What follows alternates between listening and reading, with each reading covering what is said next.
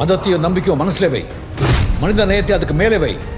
அதான் இந்த நாட்டோட அடையாளம். லால் சலாம் 4 நாள்ல இந்த படம் வந்து எவ்வளோ வசூல், 4வது நாள் எவ்வளோ வசூல் அப்படிங்கிறத பார்ப்போம். அப்புறம் இந்த படம் 4 நாள்ல எவ்வளோ ஷேர் வந்திருக்கு, எவ்வளோ இந்த படம் வந்து ரெக்கவர் ஆயிருக்கு அப்படிங்கிறத பார்ப்போம்.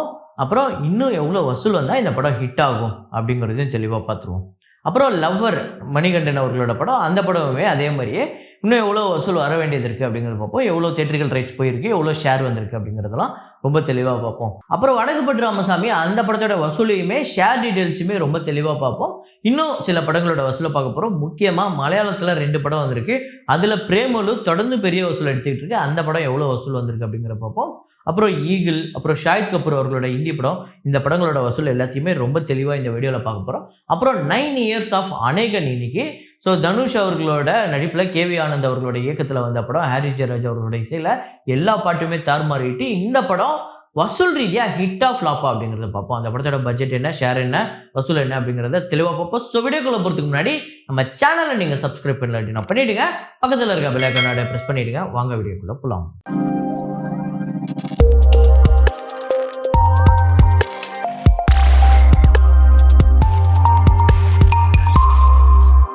நேற்று வீடியோவில் நான் ஒரு ஃப்ரேம் ஒன்று வச்சுருந்தேன். அதை நிறைய பேர் கரெக்டாக கெஸ் பண்ணியிருந்தீங்க. அது என்ன ஃப்ரேம், என்ன படம் அப்படிங்கிறத பார்த்துட்டு வாங்க.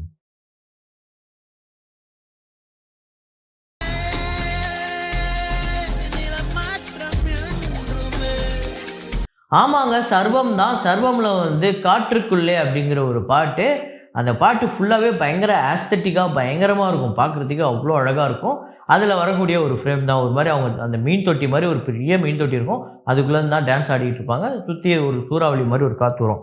அந்த ஃப்ரேம் தான் நேற்று வச்சுருந்தது. இதை கரெக்டாக கெஸ் பண்ண முதல் 5 பேர் ஷெய்யத் ஷக்கீர், அப்புறம் தியாகராஜன், அபிலாஷ், நபிகா ஃபிர்தௌஸ், விக்கி. இந்த 5 பேர் தான் முதல்ல கெஸ் பண்ணியிருக்காங்க. இன்றைக்கி ஒரு ஃப்ரேம் வச்சுருக்கேன், அது என்ன படம் அப்படிங்கிறத கெஸ் பண்ணுங்க.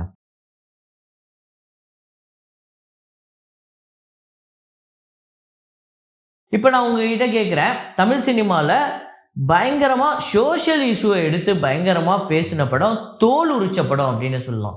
அதாவது இந்த கார்ப்பரேட்லாம் எப்படி வந்து விவசாயிகளுக்கு எதிராக வந்து ஒரு விஷயம் பண்ணுறாங்க அப்படிங்கிறத கத்தியில் கிட்டத்தட்ட தோல் உரிச்சு காமிச்சிருப்பாங்க. மெர்சலில் கூட பார்த்தீங்க அப்படின்னா ஒரு பயங்கரமான ஒரு மெடிக்கல் மாஃபியாவை வந்து தோல் உரிச்சு காமிச்சிருப்பாங்க. துணிவில் பார்த்தீங்க அப்படின்னா பேங்க் வந்து எந்த அளவுக்கு வந்து மக்கள் பணத்தை சுரண்டுறாங்க அப்படிங்கிறத ரொம்ப தைரியமாக காமிச்சிருப்பாங்க துணிவில். ஸோ அது மாதிரி நீங்கள் ஒரு படத்தை சொல்லணும் அப்படின்னா நீங்கள் என்ன படம் சொல்லுவீங்க? இந்த படம் வந்து ஒரு பயங்கரமான ஒரு சோஷியல் இஷ்யூ எடுத்து பயங்கரமாக தோல் உரிச்ச ஒரு படங்க, மக்களுக்கு ரொம்ப ஒரு முக்கியமான படம் அப்படின்னு நீங்கள் சொல்கிற படம் ஏதாவது ஒன்றா அதை கமெண்ட்டில் போடுங்க. இப்போ நம்ம வசூல்களில் போயிடலாம். ஃபைட்டர் அந்த படத்தோட டே 19 கலெக்ஷன் இந்தியாவில் வந்து 1,27,00,000, வேர்ல்டு வைடு 1,48,00,000. இதுவரையும் 235,13,00,000 இந்தியாவிலையும், வேர்ல்டு வைடு 326,18,00,000 இந்த படம் வந்து வசூல் பண்ணியிருக்கு. ஆந்திரா 2 அந்த படத்தோட டே 5 கலெக்ஷன் ஆந்திரா தெலுங்கானாவில் 54,00,000, வேர்ல்டு வைடு 58,00,000 இந்த படம் வந்து வசூல் பண்ணியிருக்கு. இதுவரையும் டோட்டலாக 6,93,00,000 இந்த படம் வந்து வசூல் பண்ணியிருக்குங்க. ஸோ டே 5 ஒரு மோசமான ஒரு கலெக்ஷன் தான். இந்த படத்தோட பட்ஜெட்டுக்கு மோசமான கலெக்ஷன். ஏன்னா ஆந்திரா தெலுங்கானாவில் பெரிய விலைக்கு போயிருக்கு. அது எவ்வளோ அப்படிங்கிறத வரப்போகிற நாட்களில் பார்ப்போம். பிரேமலு அந்த படத்தோட டே 4 கலெக்ஷன் கேரளாவில் 1,88,00,000, வேர்ல்டு வைடு 2,21,00,000 அந்த வசூல் பண்ணியிருக்கு. ஒரு சூப்பரான கலெக்ஷன். கேரளாவில் இதுவரையும் 8,48,00,000, வேர்ல்டு வைடு 10,26,00,000 இந்த படம் வந்து வசூல் பண்ணியிருக்கு. ஸோ ஒரு அருமையான கலெக்ஷன். இந்த படத்தோட ஷேர் டீட்டெயில்ஸ், ப்ராஃபிட் டீட்டெயில்ஸ்லாம் வரப்போகிற நாட்களில் பார்ப்போம். அப்புறம் அன்வேஷிப்பின் கண்டதும் அந்த படத்தோட டே 4 கலெக்ஷன் கேரளாவில் 78,00,000, வேர்ல்டு வைடு 88,00,000. ஸோ டோட்டலாக கேரளாவில் 5,74,00,000, வேர்ல்டு வைடு 7,66,00,000 வந்து வசூல் பண்ணியிருக்கு.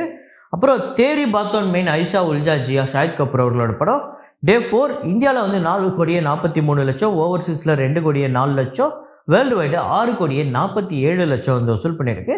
ஸோ டோட்டலாக இது வரையும் 36,91,00,000 இந்தியாவிலையும், ஓவர்சீஸில் 22,12,00,000, வேர்ல்டு வைடு 59,03,00,000 வந்து வசூல் பண்ணியிருக்கு. ஒரு நல்ல கலெக்ஷன் நேற்று வீக் டேல கூட. ஸோ இந்த படம் இனிமேல் எப்படி பர்ஃபார்ம் பண்ணுது, எவ்வளோ வந்தால் இந்த படம் ஹிட் அப்படிங்கிறதா வரப்போகிற நாட்களை பார்ப்போம்.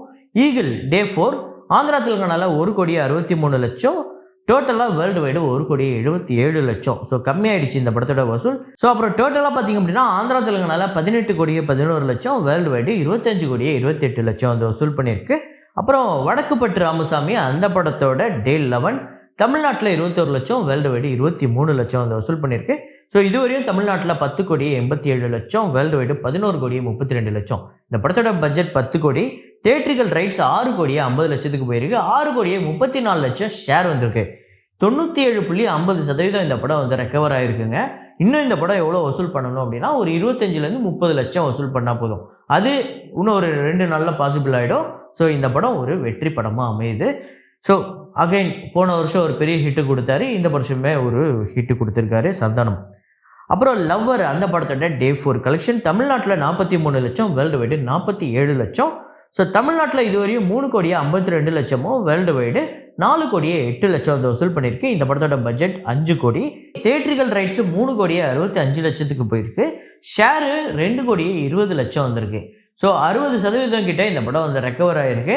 4 நாளில் ஒரு நல்ல வசூல், நல்ல ஷேரு. ஸோ இன்னும் ஒரு 2.5லேருந்து 3 கோடி வசூல் பண்ணிச்சு அப்படின்னா இந்த படம் வந்து 100% ரெக்கவர் ஆகிடும். அப்புறம் லால் சலாம் அந்த படத்தோட டே 4 தமிழ்நாட்டில் 1 கோடியே 23 லட்சம், ஆந்திரா தெலுங்கானாவில் 11 லட்சம், கர்நாடகாவில் 21 லட்சம், கேரளாவில் 5 லட்சம், ரெஸ்ட் ஆஃப் இந்தியாவில் 3 லட்சம், ஓவர்சீஸில் 65 லட்சம், வேர்ல்டு வைடு 2 கோடியே 28 லட்சம் இந்த படம் வந்து வசூல் பண்ணியிருக்கு டே 4. ஸோ அப்புறம் தமிழ்நாட்டில் டோட்டலாக 12 கோடியே 4 லட்சமும், ஆந்திரா தெலுங்கானாவில் 76 லட்சம், கர்நாடகாவில் 2 கோடியே 18 லட்சம், கேரளாவில் 50 லட்சம், ரெஸ்ட் ஆஃப் இந்தியாவில் 28 லட்சம், ஓவர்சீஸில் 7 கோடியே 20 லட்சம், வேர்ல்டு வைடு 22 கோடியே 96 லட்சம் இந்த படம் வந்து வசூல் பண்ணியிருக்கு. இந்த படத்தோட பட்ஜெட் 50 கோடி, தியேட்ரிக்கல் ரைட்ஸு 35 கோடிக்கு போயிருக்கு. 12 கோடியே 40 லட்சம் இந்த படத்துக்கு ஷேர் வந்திருக்குங்க. 35% இந்த படம் வந்து ரெக்கவர் ஆகிருக்கு.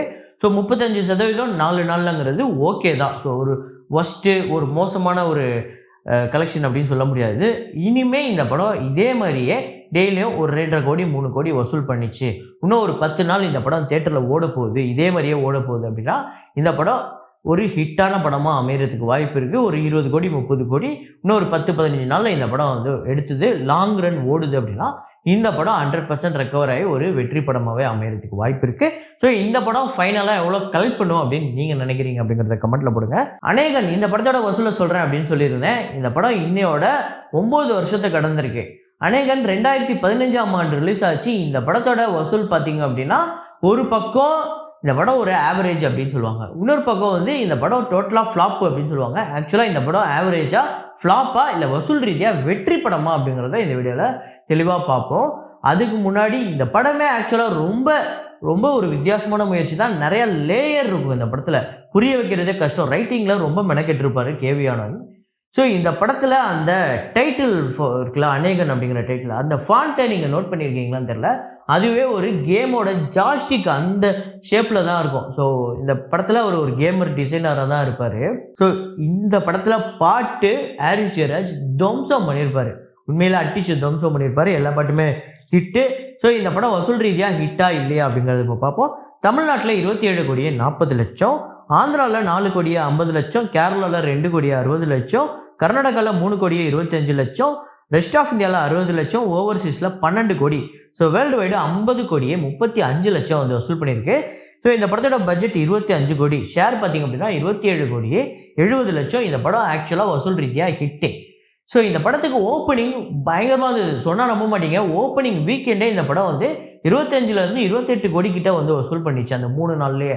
ஏன்னா அதுக்கு முன்னாடி தான் அவருக்கு வந்து தமிழில் மிகப்பெரிய ஹிட்டு வேலையில்லா பட்டதாரி. அதுக்கு அடுத்த படம் இதுதான். அதுக்கு முன்னாடி ஹிந்தியில் வந்த ஷமிதாபு தான். ஸோ அதுக்கு அடுத்த படம் ஒரு மிகப்பெரிய ஓப்பனிங் இருந்தது. ஸோ இந்த படத்துக்கு ஒரு மிக்ஸ்டு ரிவ்யூ வந்திருந்தாலுமே வசூல் ரீதியாக இந்த படம் ஹிட்டு. இருந்தாலும் நிறைய பேரோட ஃபேவரட் மூவியாகவும் இது இருந்திருக்கு. ஸோ உங்கள் எத்தனை பேருக்கு இது ஃபேவரட் அப்படிங்கிறத கமெண்ட்குள்ளே போடுங்க. ஸோ இதே மாதிரி ஒரு வீடியோவில் இதே மாதிரி கலெக்ஷன் ரிப்போர்ட்டில் மீண்டும் நான் உங்களை சந்திக்கிறேன். Signing off Rahman.